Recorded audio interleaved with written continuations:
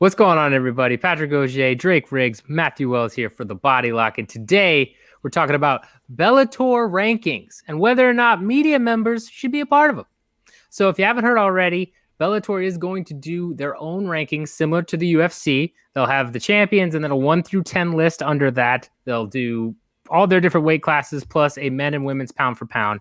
And interestingly enough, Josh Gross, who's an editor over at SureDog and formerly of The Athletic, said that, this has been in the works for a while. They had approached him. He had declined because MMAJA members should not be on any type of rankings panel. So with that in mind, let's get into this a little bit. As media members, what is our role in terms of whether or not we should be on a rankings panel? And full disclosure, the Body Lock was offered a slot on the rankings panel, and we did decline. At least the member that was a part of us got declined. So, Drake, I'll throw it to you first. What exactly is the role here? Does it make sense for media members to be ranking fighters for a promotion that they cover? It's tricky. It's a little bit tricky. I understand kind of all arguments or sides that you can make to it. I think it kind of just depends on what the media person is about, what they're doing, kind of what they consider themselves, because, there's an argument to be made that there's like only one or two accountable number of real journalists in MMA, right? Like, I don't consider myself a journalist, honestly. I'm a writer, I would say, about, MMA and all that kind of stuff. Report, some fights every now and then, whatever, that kind of thing. But the journalist word and the definitions of things is where things get a little bit gray. And when it comes to, ranking for one of these promotions that we are covering, just automatically that affiliates you in a way, right? By having an influence directly, where it's not just it is your opinion, but instead of just saying it, it actually goes into effect right to what we're watching and, recovering and all that kind of thing. So when you look at it that way, it's hard to say that it's not a conflict of interest, and you can't remove bias 100%. I believe that you're always that's just how humans work, right? You're just a robot if you don't have actual bias to, whatever you're thinking up. It's just how it is. So yeah, man, it's, I love rankings. I've been doing rankings for a long time now. It's kind of what I started doing a little bit in a way when I was getting into more of this kind of thing. And I've just kind of stopped caring as much. I still do it, but it was an uphill battle that I was just kind of gave up on in terms of really fighting for rankings justice. But, it's definitely a slippery slope. And I guess to answer the question, would I have done it if approached directly? Because I was not, and it was a little offensive. No, just kidding. But no, probably not. Just because it's a lot when you really sit down and think about that responsibility and having that effect. Like, I don't know if I'd really want that as much as I do want proper rankings and all that. It's just such a hard thing to figure out the perfect formula for. And in a perfect world, people have said, like, oh, do a data driven, like Fight Matrix, for example, which I don't really like theirs, but that's just me. And then people have said, just let Bellator do it themselves internally, like the matchmakers and whoever, which, yeah, I can see the arguments against that too. But then again, they're the actual promotion rather than these outside people who are, not a part of the promotion. It's very weird. So yeah, essentially, I don't know if I would have done it. I guess I would have had to have been approached, but probably not. Yeah, it's certainly a tricky situation when you're looking at whether or not you should be part of something that could affect fighter pay, could affect who gets the next title shot, right? We all talk about how rankings don't matter, but we've seen them come up in conversation and matter quite a bit, especially in the UFC, where fighters are trying to, fight higher ranked fighters than themselves in order to get closer to the title shot. So Matt, what are your thoughts on this? What's your take? Does it make sense for media members to be a part of this? No, I agree with Drake on a lot of it, man, because I don't personally want to affect a fighter's paycheck that directly, because that was like the main issue when it comes to UFC rankings, especially when they implemented the Reebok deal. I was like, wait, you mean you're in a different pay tier if I rank you 15 or higher? when there's like, in certain divisions, a lot of guys that deserve to be on the fringe of that top 15. That doesn't sit right with me. And I would assume that there's going to be some similar sort of implications with that, with the Bellator rankings. How far that goes, we don't know quite yet, because it's not, laid out in stone or sit out in stone, so to speak. But I just don't like having that much responsibility on pay and matchmaking and things like that when I'm not employed by the promotion. So that seems like that's someone that's receiving a Bellator paycheck should be making those decisions. And yeah, it's a panel of people, and you kind of average it out to see where everybody falls. But still, at the end of the day, man, I don't want to be responsible for that much, at least, where I'm currently sitting. I want to be able to watch fights, talk about what happened, talk about, predictions, stuff like that we do here, the occasional interview, and that's about it for now. Like, I don't want to have, that much influence over a fighter's career. I would support the idea of like an independent rankings thing where it includes, like all promotions, kind of similar to like what the Ring does in boxing, although they actually have their own championship belt that ties into their rankings, which is wild because, all of the different promotions and stuff like that. But that makes more sense because they tie in, they have their ratings panel, and then they have fighters from every sort of organization out there, and you have a legit rankings list.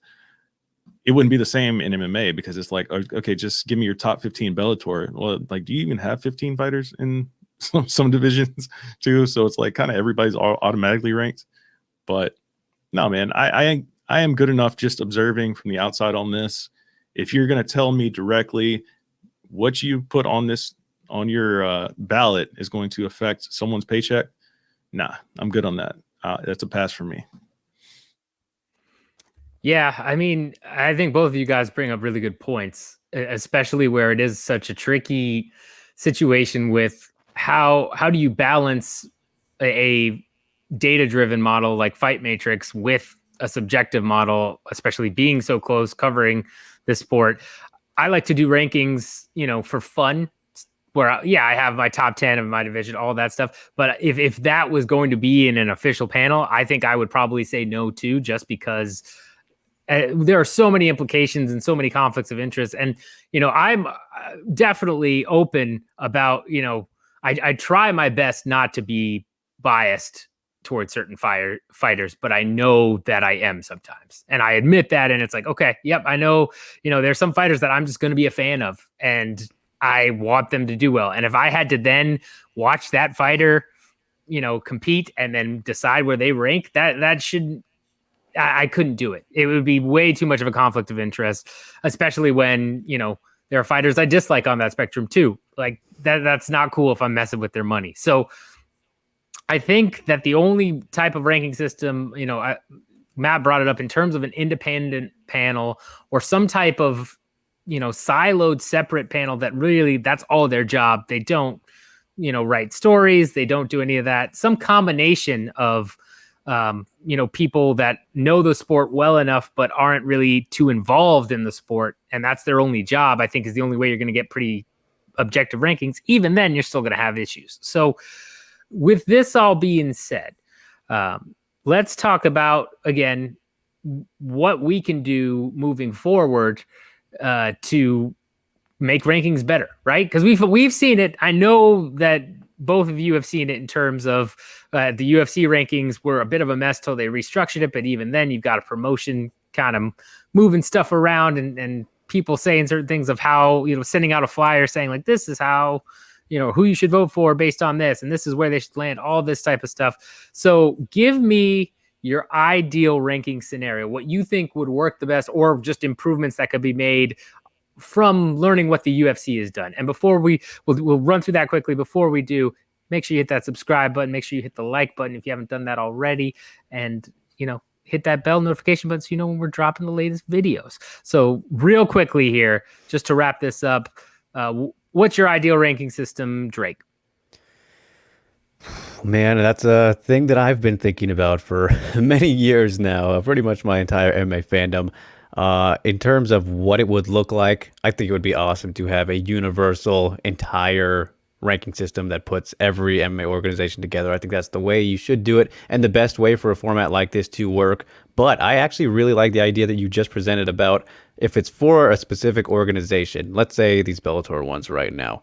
If you're going to do it this way, sort of. I like what you said about, okay, they should only be focusing on rankings. You shouldn't have these other duties outside in the MMA media sphere, which, of course, it's going to be very hard to narrow them down and get them into that pocket. But if you were going to, then it would lead to like, all right, we're bringing you on for this rankings position. So then you pay them to get them away from everything else that they're doing, right? Which, of course, that is a lot harder and unlikely of a thing to happen anytime soon, if ever. But if you want it to be the best it possibly can be and eliminate, all the other duties and conflict of interest, bring these people on aboard your team to really hone in and refine this system, right? So I think that would be a pretty cool and a good way, something to try out at least at some point. Of course, all the money involved, it would be very difficult to make that with 15 people or however many. So very, very unlikely. But I think that's a very good test and idea for a specific organization. And just because of how difficult that might be, it then goes back to why not just do it internally, use the matchmakers, people already employed who are already focusing a lot on Bellator and will know the organization hopefully better than, the media members anyways, because they're focused more on them than everything else, or UFC also, whatever it may be. But so I think that's a pretty good idea that you had there for organizations specifically. And then as for what my perfect world rankings would look like, it would just be, a universal, all of MMA, decide the top 25 maybe, if everybody, a whole bunch of people could work on it. That'd be awesome. Doesn't sound too bad to me, Matt. There's a couple of different ways I would like to see, at least attempt just to see how it would work out. Let's say, for example, if the MMA like official body was like, the MMAJA group, right? Like if that was the group, I would like to see a UFC list, a Bellator list, and an Universal list. One list, whatever other major promotion, decides that they should have their own. And whoever wants to participate that within the MMAJA, they can put it in their rankings. Because that way you don't have at least direct influence from promotions because it falls under the umbrella of the MMAJA. However, when it's, the Bellator doing it or UFC doing it, there's influence there. There's things that can go on behind the scenes to where names get shuffled around to meet certain criteria, like we see with the UFC on short notice. All of a sudden, a fighter shoots up the rankings when they have to, meet a commission's criteria of, competitiveness, so to speak, right?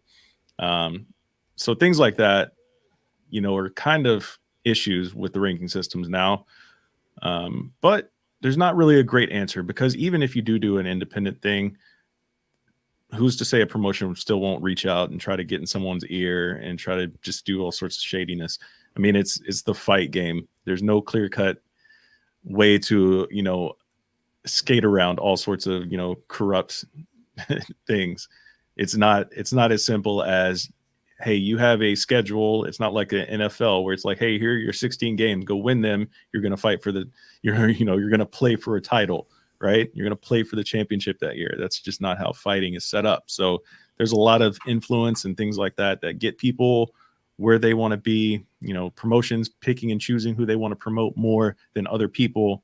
And of course, those people end up making more money, even though they may not be the best out there. So unfortunately, I don't think there is a great way to do it to where, it can be legit and be a respected list as well, because it's tough to find a handful of people that really keep up with the sport week in to week out like that can compile a legit list that makes sense.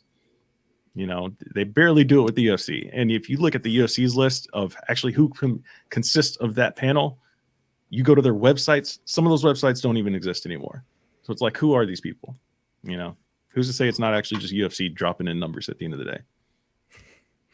Fair points. I mean, PFL would definitely disagree with the football analogy there because that's their entire business model. But otherwise, True. Good point. True. Yeah. But otherwise, but yes, either way, you definitely make very good points there. Let us know in the comments what your ideal ranking system looks like. Let us know if you would have been on a panel had they come to you and asked you, do you think there's a conflict of interest here? Do you think it's all right? Can we ever truly have objective rankings? Probably not, but let us know your thoughts in the comments. And with that in mind, I'll just say we've pretty much covered all the bases in terms of options. Last one to throw out there is AP coaches poll. Get all the MMA coaches up, have them vote for their favorite fighters, and top 8 get to duke it out. So there you go. So all their fighters is what you're saying. Exactly. Hey man, AP coaches poll.